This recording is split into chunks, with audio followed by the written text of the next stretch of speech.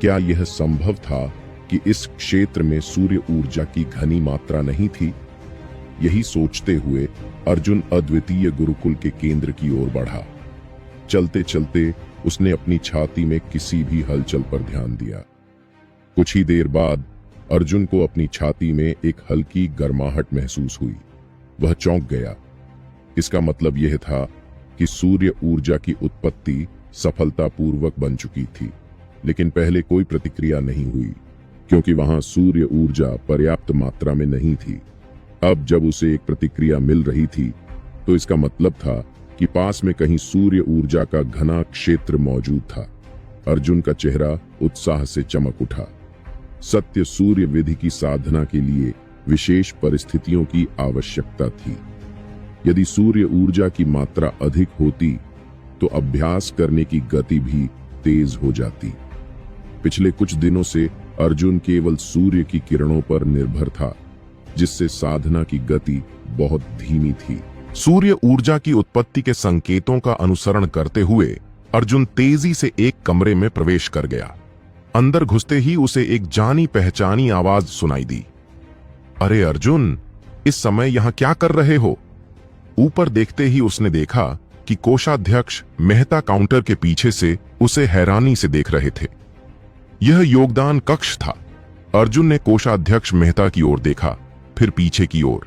यह स्पष्ट था कि सूर्य ऊर्जा की उत्पत्ति जिसे महसूस कर रही थी वह निश्चित रूप से योगदान कक्ष में संग्रहित किसी वस्तु से आ रही थी। लेकिन यह तो योगदान कक्ष था। इसका मतलब था कि अगर अर्जुन को वह वस्तु चाहिए होती तो उसे योगदान बिंदुओं के बदले में खरीदनी पड़ती, लेकिन उसके पास अब कोई योगदान बिंदु नहीं बचा था। सारा योगदान उसने पहले ही त्रिवेणी जड़ी बूटी और मृत जड़ी वृक्ष की घास के लिए खर्च कर दिया था। यह सोचते ही अर्जुन का उत्साह एकदम खत्म हो गया। उसने कोषाध्यक्ष मेहता के सवाल का जवाब देना भी जरूरी नहीं समझा और बस सिर झुकाए हुए निराश होकर बाहर निकल गया। थोड़ी देर चलने के बाद अर्जुन के सामने एक विशाल जलधारा दिखाई दी, जो मानो आकाश और पृथ्वी को जोड़ रही हो। एक तीव्र हवा उसके सामने से गुजरी, जैसे उसका स्वागत कर रही हो, लेकिन इतनी शक्तिशाली थी कि उसे गिराने के लिए पर्याप्त थी। अर्जुन ने सिर उठाया और आश्चर्य से सामने देखने लगा। यह यहां कैसे हो सकता है? उसके सामने फैला यह मार्ग 1000 फीट चौड़ा था और इसकी गहराई का अंदाजा लगाना भी कठिन था। यह अद्वितीय गुरुकुल के सबसे रहस्यमयी और खतरनाक स्थानों में से एक था। सर्पाकार जलधारा। इस स्थान का अस्तित्व ही रहस्यमयी था। यह इसलिए क्योंकि अद्वितीय गुरुकुल किसी पर्वत श्रृंखला में स्थित नहीं था, बल्कि एक समतल भूमि पर बना था। हालांकि इसे एक पर्वतीय जलधारा कहा जाता था, पर वास्तव में यह पृथ्वी में बनी एक विशाल दरार के समान थी।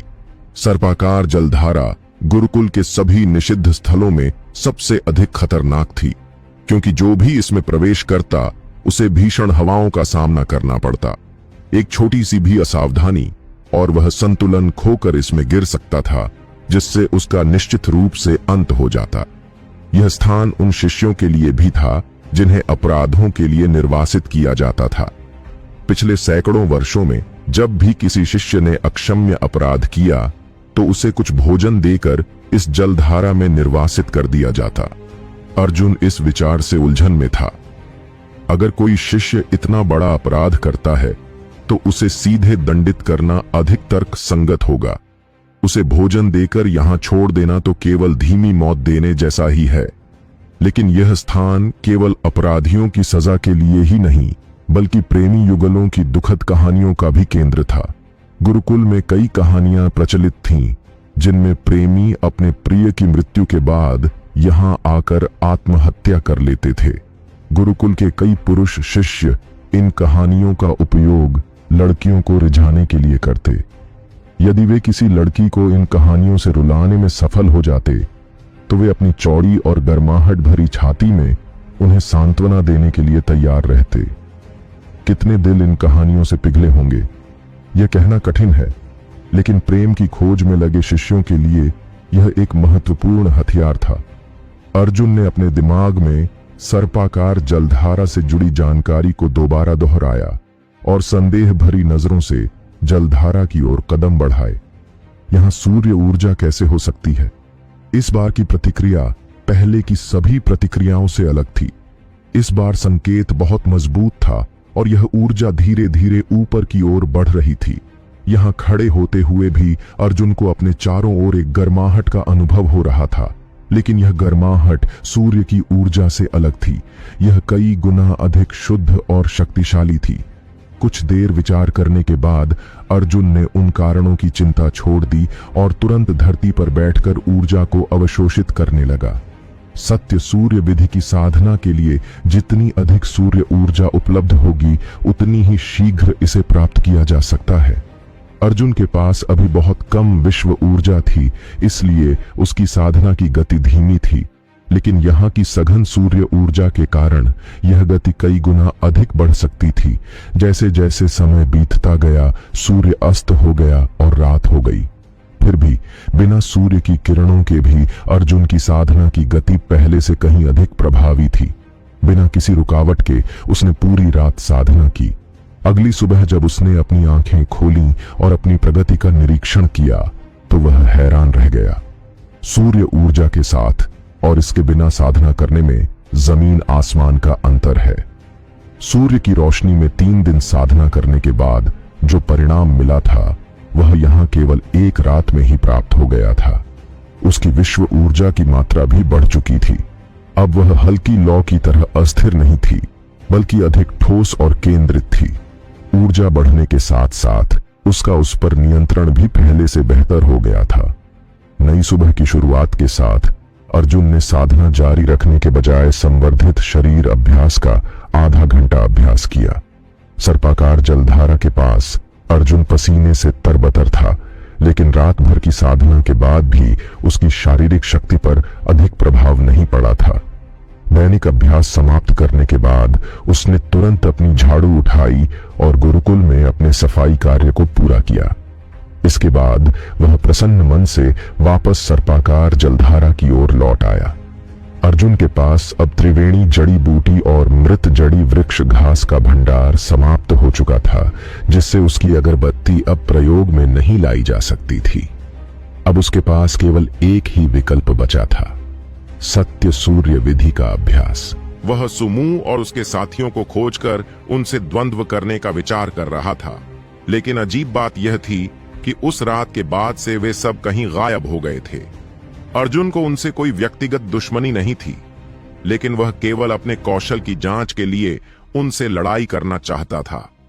अगर कोई मुझे सताए, तो जब मैं ताकतवर हो जाऊंगा, तो उन्हें ऐसा सबक सिखाऊंगा कि वे दोबारा ऐसा करने की सोचें भी नहीं। सर्पाकार जलधारा के समीप बैठकर अर्जुन ने तूफानी हवाओं की परवाह किए बिना आंखें बंद कीं और ध्यान केंद्रित किया।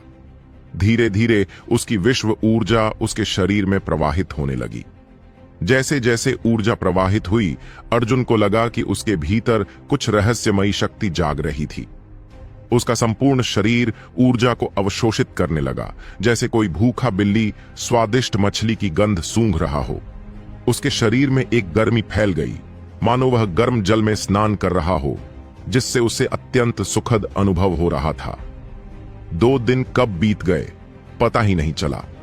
इन 2 दिनों में अर्जुन की साधना अत्यंत फलदायी रही।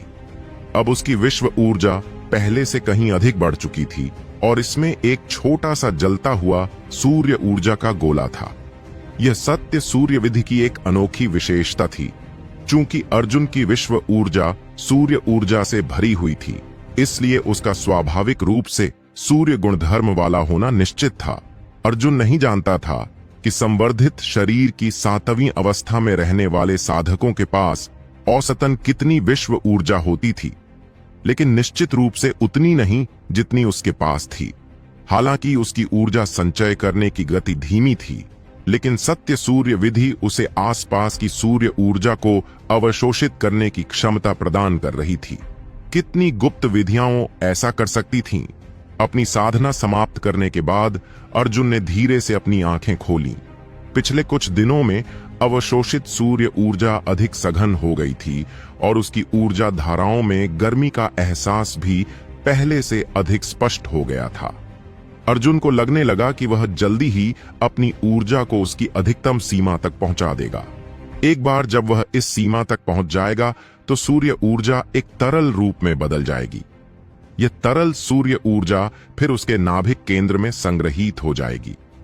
यह एक बूंद ऊर्जा युद्ध में उसका सबसे बड़ा हथियार बन सकती थी, जिससे वह अकल्पनीय शक्ति प्राप्त कर सकता था। इस क्षण की प्रतीक्षा में अर्जुन का मन अत्यधिक उत्साहित था। अपनी स्थिति को समायोजित करने के लिए जब उसने अपनी आंखें खोलीं तो उसकी दृष्टि के किनारे पर किसी व्यक्ति की परछाई पड़ी। यह कौन है? वह तुरंत सतर्क हो गया। वह साधना में इतना तल्लीन था कि उसे इस व्यक्ति के आने का आभास तक नहीं हुआ। वह व्यक्ति एक नीले वस्त्र पहने खड़ा था। उसकी लंबी काया और सीधी मुद्रा थी। उसके सफेद बाल, घनी मूंछें और थोड़ी से लटकती पतली दाढ़ी उसे एक ज्ञानी संत का रूप दे रही थी। उम्र में वह कोषाध्यक्ष मेहता के समान लग रहा था, लेकिन उनकी आभा में जमीन आसमान का अंतर था। अर्जुन को लगा कि यह व्यक्ति गुरुकुल के किसी वरिष्ठ योद्धा जैसा था। उस व्यक्ति ने एक हाथ पीठ के पीछे रखा हुआ था और दूसरे हाथ से अपनी दाढ़ी सहला रहा था। उसकी दृष्टि सर्पाकार जलधारा की गहराई में खोई हुई थी। उसकी आंखों में एक जटिल भाव था, मानो वह किसी पुराने रहस्य को याद कर रहा हो। अर्जुन ने तुरंत सम्मानपूर्वक कहा, शिष्य अर्जुन, इस वरिष्ठ को प्रणाम करता है। वृद्ध व्यक्ति उसकी आवाज सुनकर धीरे से मुड़ा और स्नेहपूर्ण दृष्टि से देखा। उसने सिर हिलाते हुए बस इतना कहा, आपको कैसे संबोधित करूं वरिष्ठ? अर्जुन ने विनम्रतापूर्वक पूछा। वृद्ध व्यक्ति ने एक क्षण भर सोचा, फिर हल्की मुस्कान के साथ कहा, तुम मुझे 11वें संरक्षक कह सकते हो। अर्जुन थोड़ा चकित हुआ। 11वें संरक्षक? अद्वितीय गुरुकुल में कई संरक्षक थे, लेकिन 11वां? फिर भी वह एक वरिष्ठ था, और यदि उसने ऐसा संबोधन चुना तो अर्जुन केवल पालन कर सकता था। शिष्य 11वें संरक्षक को प्रणाम करता है। 11वें संरक्षक ने मुस्कुराते हुए कहा, तुम कोई युद्ध विधि का अभ्यास कर रहे थे? जी हां। और यह सूर्य ऊर्जा से जुड़ी हुई है? जी। अर्जुन को इस व्यक्ति की शक्ति पर कोई संदेह नहीं था, अन्यथा वह अर्जुन द्वारा सूर्य ऊर्जा के अवशोषण को इतनी आसानी से महसूस नहीं कर सकता था। तुम्हारी प्रगति कैसी चल रही है? अभी कुछ ही दिन हुए हैं, लेकिन परिणाम अच्छे हैं। 11वें संरक्षक ने कुछ और प्रश्न पूछे, जिनका अर्जुन ने पूरी निष्ठा से उत्तर दिया। अर्जुन को यह देखकर आश्चर्य हुआ कि यह वरिष्ठ अत्यंत सौम्य और विनम्र था। थोड़ी हिम्मत जुटाकर अर्जुन ने एक प्रश्न पूछा, 11वें संरक्षक, कुछ दिनों की साधना के बाद भी मैं एक बात नहीं समझ पा रहा हूं। कहो, मैं सुन रहा हूं। सर्पाकार जलधारा के नीचे से सूर्य ऊर्जा क्यों निकल रही है?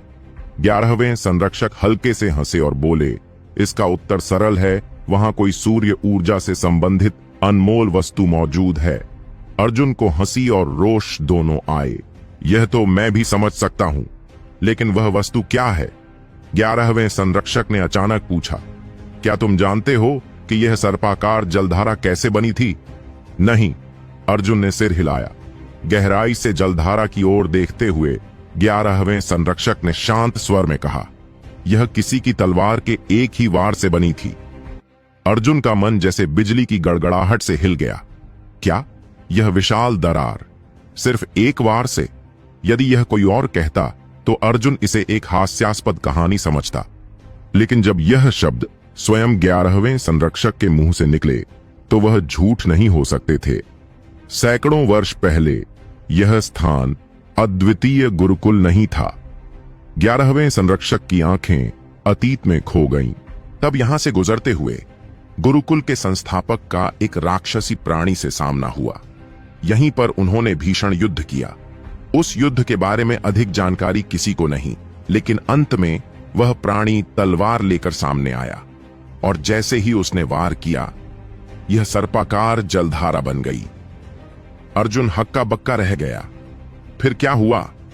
संस्थापक ने उसे परास्त किया और उसका सिर धड़ से अलग कर दिया, लेकिन वह प्राणी इतना शक्तिशाली था कि मरने के बाद भी उसकी आत्मा विलुप्त हो गई।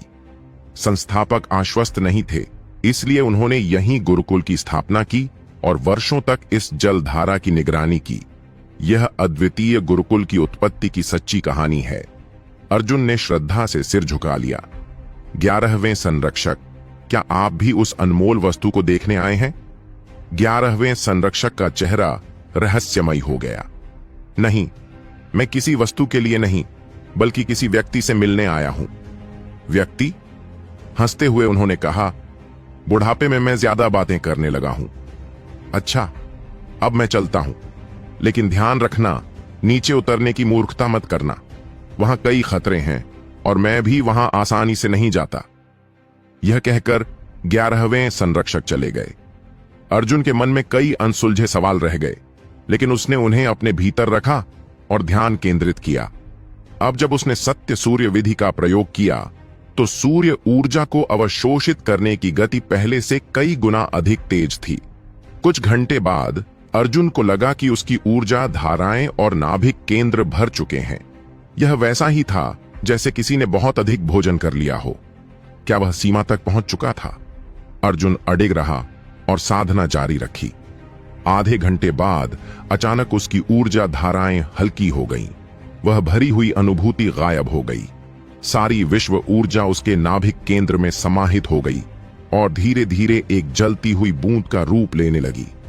अर्जुन ने हल्की जलध्वनि सुनी। उसकी पहली सूर्य बूंद बन चुकी थी। हालांकि अर्जुन की मौजूदा साधना इतनी नहीं थी कि वह अपनी दिव्य चेतना विकसित कर सके, फिर भी वह अपने नाभिक केंद्र में बनी सूर्य ऊर्जा की बूंद को स्पष्ट रूप से महसूस कर सकता था। एक विचार मात्र से वह ऊर्जा बूंद गति करने लगी। यह तरल सूर्य ऊर्जा युद्ध के दौरान प्रयोग की जा सकती थी, लेकिन अर्जुन ने अभी तक इसे परखा नहीं था। काले ग्रंथ में इसकी कुछ जानकारी दी गई थी, लेकिन उसकी असली शक्ति का अंदाजा लगाने के लिए उसे इसे स्वयं आजमाना होगा। भले ही उसे इस अवस्था तक पहुंचने में कई कठिनाइयां सहनी पड़ी थीं, लेकिन इस एक बूंद सूर्य ऊर्जा के निर्माण के साथ अर्जुन पूरी तरह संतुष्ट था। मन में उत्तेजना लिए वह पूरी रात साधना में डूबा रहा। रात के अंतिम पहर में अर्जुन ने अपनी आंखें खोली और साधना रोक दी। पिछले कुछ दिनों से वह लगातार भोजन और विश्राम को नजरअंदाज कर रहा था। हालांकि इससे उसकी साधना में प्रगति हुई थी, लेकिन उसके शरीर पर इसका दुष्प्रभाव पड़ने लगा था। अच्छी साधना के लिए संतुलन बनाए रखना जरूरी है।